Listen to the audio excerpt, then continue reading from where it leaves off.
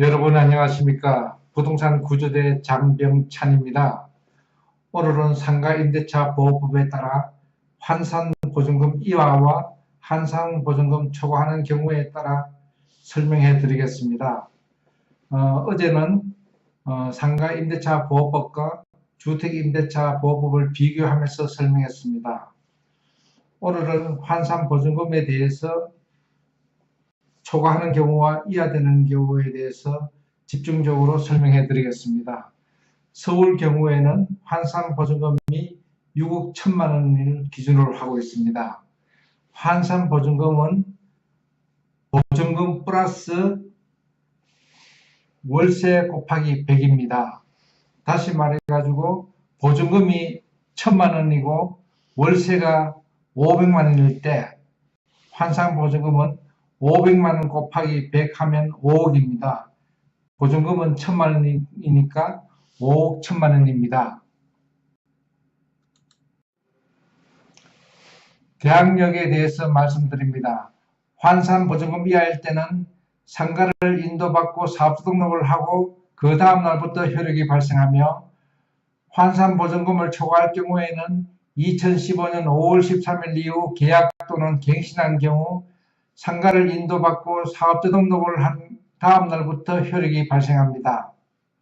계약갱신 요구는 환산보증금과 관계없이 2018년 10월 16일 이후 계약 또는 갱신 때 최장 10년까지 영업이 가능합니다. 이때 만료 6개월 전부터 1개월 전까지 계약갱신 요구를 해야 합니다. 그리고 묵시적 갱신은 환산보증금 이하일 때는 계약기간 만료 전 6월부터 1월까지 계약 통지를 없는 경우 이전 임대차와 동일 조건으로 존속기간은 1년으로 보고 있습니다. 임차인은 언제든지 계약 해지를 통보할 수 있으며 임대인에게 도달 후 3개월이 지나면 효력이 발생합니다. 묵시적 갱신이 환산보증금 초과할 때는 계약기간 만료 전 6월부터 1월까지 계약 통지가 없는 경우 이전 임대차와 동일 조건으로 보며 임대인은 계약 해지 통고 후 6개월, 임차인은 해지 통고하고 1개월 후 만료하게 되어 있습니다.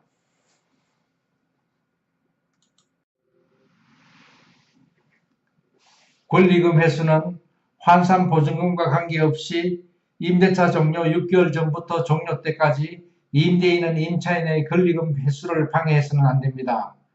월차임 인상, 다시 말해 월세 인상은 5% 이내로 제한됩니다. 그리고 인상할 때는 1년 이내 재인상이 불가능합니다. 임대차 기간은 환산보증금 이하일 때는 임대인은 최소 1년, 임차인은 1년 이하도 가능합니다. 그리고 임대차 기간이 환산보증금 초과할 때는 계약 관계에 따릅니다. 보증금 횟수에 있을 때는 환산보증금 이하일 때는 우선 변제권을 갖추면 후순위 권리자보다 우선 변제를 받을 수 있습니다. 우선 변제권은 확정일자와 대항력이 있을 때입니다. 대항력은 어제도 말씀드렸다시피 상가를 인도받고 난 뒤에 사업자 등록을 한 경우에 그 다음 날 발생합니다. 그리고 보증금 횟수는 환산보증금을 초과한 경우에는 해당 사항이 없습니다. 그리고 임차권 등기에는 환산보증금 이하일 때는 임차권 등기 명령이 가능하며 환산보증금 초과할 때는 임차권 등기 명령이 불가능합니다. 전재차 문제는 환산보증금 이하일 때는 임대인으로부터 동의받은 전재차일 때 계약갱신 요구권, 월차임 인상, 계약갱신 때 월차임 인상에 대한 보증 범위 내의 임차인과 동일한 보장을 전대인, 다시 말해 임차인에게 요구가 가능합니다. 그렇지만 환산보증금을 초과하는 경우에는 전차인은 보호를 받지 못합니다. 계약 해지는 환산보증금과 관계없이 차임 연체액이 3기에 달한 경우 임대인이 계약 해지가 가능합니다. 이때 연체 횟수가 3기가 아니라는 것을 반드시 기억하시기 바랍니다. 임대인 세액 감면은 환산보증금 이하일 때는 동일 임차인에게 5년을 이상 한 초과 임대 때는 상가 임대 사업으로 인한 소득세와 법인세 5%를 감면받게 되어 있습니다. 이것은 2019년부터 적용됩니다. 그렇지만 환산보조금 초과할 경우에는 임대인 세액 감면 해당 사항이 없습니다. 단기 임대는 환산보조금과 관계없이 일시적 사용이 명백한 경우 상가 임대차 보호법이 적용을 받을 수 없습니다. 그리고 특약에 있어서 환산보조금과 관계없이 상가 임대차법에 위반한 약정 중 임차인에게 불리한 것은 효력이 없습니다. 최우선 변제 범위는 환산보조금 이하일 때는 잠시 후 구체적으로 설명해 드리겠습니다. 그렇지만 환산보조금이 초과할 때는 해당 사항이 없습니다. 상가 임대차 보호법상 우선 변제와 최우선 변제에 대해서 설명하겠습니다. 대항력이란 집주인이 바뀌어도 혹은 그 어떤 누구에게도 보증금을 다 돌려받기 전까지는 집을 비워두지 않아도 되는 권리입니다. 말소기준 권리는 경매에서 자기보다 후순위는 소멸되게 되는 기준이 되는 권리입니다. 주로 근저당권, 저당권, 가압류, 압류, 강제 경매 개시 결정, 건물 전체에 설정된 전세권 등이 해당됩니다. 말소 기준 권리보다 앞서 임대차 계약을 하고 사업자 등록을 한 후 건물을 점유한 상가 임차인은 대항력이 발생하여 우선 변제를 받을 수 있습니다. 대항력이 있는 임차인이 배당 요구를 하지 않거나 보증금 전액을 배당받지 못할 때는 낙찰자가 인수하게 되어 있습니다. 임차인이 말소 기준 권리보다 먼저 세무서의 확정일자를 받으면 후순위 권리보다 우선 변제권이 발생합니다. 최우선 변제는 경매 기입 등기 전까지 대항력 욕구를 갖춘 소액 상가 임차인이 낙찰가의 2분의 1 범위에서 일정액을 1순위보다 최우선하여 변제받는 것입니다. 상가 임대차 보호법상 최우선 변제 요건을 말씀드립니다. 먼저 대항력을 유지해야 됩니다. 대항력이란 건물을 인도받고 사업주 등록을 한 상태입니다. 대항력이란 집주인이 바뀌어도 혹은 그 어떤 누구에게도 보증금을 다 돌려받기 전까지는 집을 비워두지 않아도 되는 권리입니다. 둘째, 소액 임대차 보증금에 해당되어야 됩니다. 기준 시점은 계약 시점이 아니라 담보물건, 즉 근저당권 등 설정 일자를 기준으로 하고 있습니다. 여기서 중요한 것은 계약서상 날짜가 아니라는 것을 항상 기억하시기 바랍니다. 따라서 계약 전에 등기부 등본 확인은 필수적입니다. 셋째, 배당 요구 종기까지 배당 요구를 해야 됩니다.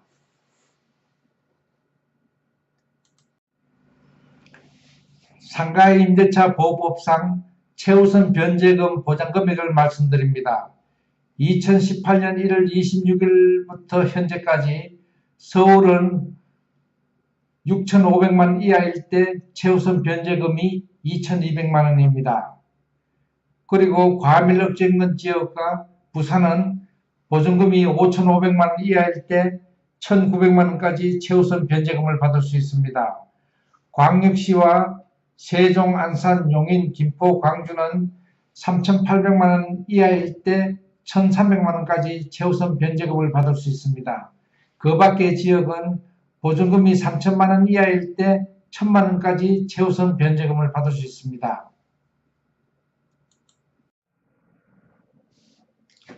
부동산 구조대 개설 기념 1차 이벤트를 실시합니다. 지역 부동산과 지역 명칭 도메인을 119명에게 선물해 드리겠습니다. 2월 22일 날 발표하겠습니다. 먼저 전국 지역 부동산 명칭 도메인입니다. 동대문부동산.kr, 수서부동산.kr, 과천부동산, 대치부동산, 대림부동산, 익산부동산, 가평부동산, 논현부동산, 노량진부동산, 마산부동산, 노원부동산, 구로구부동산, 시흥부동산, 포항부동산.kr 외 다수입니다.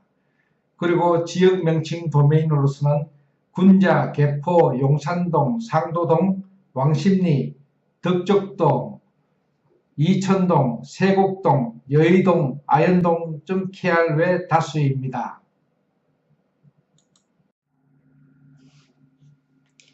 부동산 구조대의 이벤트 신청 방법에 대해서 알려드립니다. 119명에게 선물은 2월 22일 날 발표합니다. 필수 자격으로서는 부동산 구조대 구독 신청 후 댓글을 단 분 중에서 선정하겠습니다. 신청하는 곳은 부동산 구조대가 지정하는 메일 주소로 신청하시면 됩니다.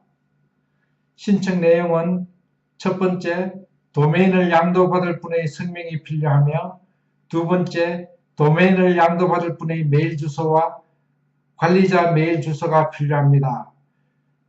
양도받을 분의 메일 주소와 관리자의 메일 주소가 같을 수도 있습니다. 메일 주소가 필요한 이유는 양도가 메일 주소로 이루어지기 때문입니다. 세 번째, 119개 도메인 중에서 1, 2, 3 순위를 지정해서 신청해 주시기 바랍니다. 마지막으로 119개 도메인 공개는 2월 12일 날 하겠습니다. 이때 일부 공개된 것과 6천여 개를 공개하겠습니다.